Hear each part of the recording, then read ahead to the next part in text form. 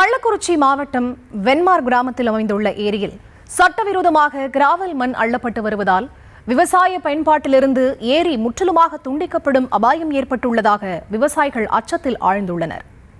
அந்த காட்சிகளை முதலில் பார்க்கலாம்.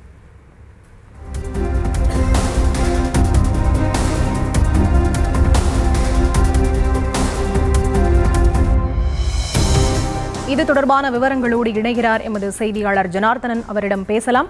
வணக்கம் ஜனார்த்தனன், விவரங்கள். வணக்கம் பரிதா. கள்ளக்குறிச்சி மாவட்டம் திருக்கூர் அருகே வெண்மார் கிராமத்தில் உள்ள ஏரியில் சட்டவிரோதமாக இரவு பகல் பாராமல் கிராவல் மண் கொள்ளையடிக்கப்படுவதாக புகார் எழுந்துள்ளது. அது குறித்தான காட்சியை தற்போது நாம் பார்த்து வருகிறோம்.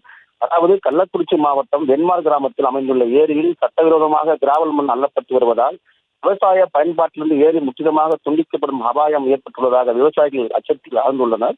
அதாவது திருக்குறள் தாலுகாவில் பல்வேறு ஏரி மற்றும் குளங்களில் தொடர்ந்து இரவு பகல் பாராமல் சட்டவிரோதமாக அதிகாரிகள் துணையுடன் பல அடி ஆழம் கிராவல் மண் அள்ளப்பட்டு பல்வேறு பகுதிகளில் உள்ள ரியல் எஸ்டேட் நிறுவனங்களுக்கு விற்பனை செய்யப்பட்டு வருவதால் நிலத்தடி நீர் கடுமையாக பாதிக்கப்படுவதாகவும் விவசாயிகள் வேதனை தெரிவித்துள்ளனர்.